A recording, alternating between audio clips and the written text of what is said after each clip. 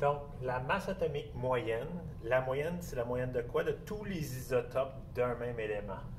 Donc, il y a toujours plusieurs isotopes pour chacun des éléments et on va faire une moyenne. Et comme je vous ai expliqué plus tôt, ce n'est pas une moyenne conventionnelle parce qu'on n'a pas la même quantité, disons, de chaque isotope.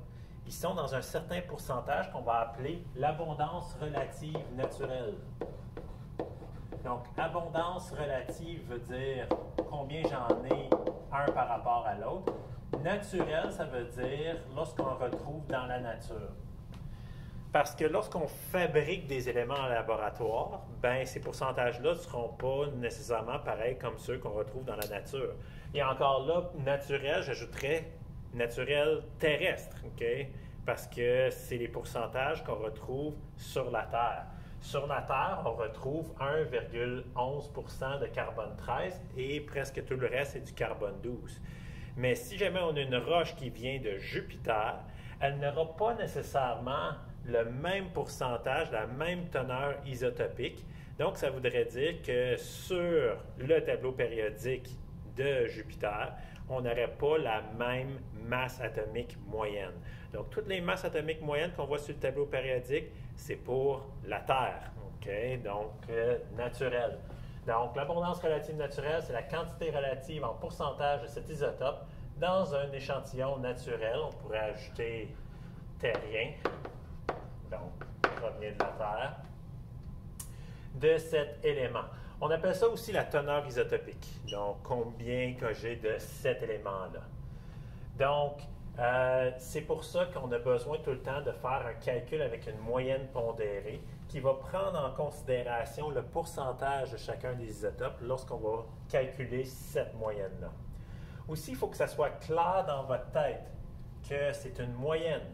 Donc, ça veut dire que sur la Terre, il n'y a aucun atome de carbone qui a la masse 12,01. C'est plutôt quand tu prends un gros échantillon de carbone qui a des milliards de carbone à l'intérieur et que tu calculerais, quelle serait la masse équivalente moyenne des atomes à l'intérieur de ce gros échantillon-là. Là, ça serait 12,01. Mais si tu regardes avec une super loupe qui verrait les atomes, tu verrais qu'il y a des atomes qui ont une masse de 12 U et il y a des atomes qui ont une masse de 13 U. Mais quand on regarde le gros paquet ensemble, on fait la moyenne, sur la Terre, ça sera toujours une masse de 12,01 U. Maintenant, il va y avoir des problèmes plus complexes. Comme le prochain, j'aime le donner aux élèves, puis je leur donne un exemple. C'est ça les exercices où est-ce qu'ils vont demander un peu plus d'habileté de la pensée que vous allez retrouver dans vos évaluations. C'est-à-dire, c'est des exercices familiers, donc tu vois qu'il y a une ressemblance avec l'exercice précédent, sauf qu'il y a un petit twist où est-ce qu'il va falloir que tu utilises ta logique, des choses que tu as déjà appris pour arriver à le résoudre. Donc ici, si on a du brome qui a seulement 2 isotopes, ça c'est important pour ce problème-là, il y a seulement 2 isotopes, le bar 79, le bar 81, qui ont ces masses respectives-là ici. On connaît le pourcentage du bar 79. Êtes-vous en mesure de calculer la masse atomique moyenne du bar? Ici, j'ai écrit... C'est du bar ou c'est brome? Ah, c'est brome. Donc, ça devrait être brome partout ici. Donc, êtes-vous capable de calculer la masse atomique moyenne? Donc, je vous laisse réfléchir à ça. Maintenant, vous avez probablement remarqué qu'il semblait manquer une valeur. Lorsqu'on écrit la formule, on cherche la masse atomique moyenne. Ici, je devrais ajouter des R. On a, c'est quoi, les masses atomiques de ces 2 isotopes de brome-là. On a le pourcentage ici, mais on n'a pas le pourcentage ici. Et n'importe quand en mathématiques, quand on a 2 inconnus, la moyenne et ça ici, ça nous cause problème. Donc ici, il fallait tout simplement utiliser la logique.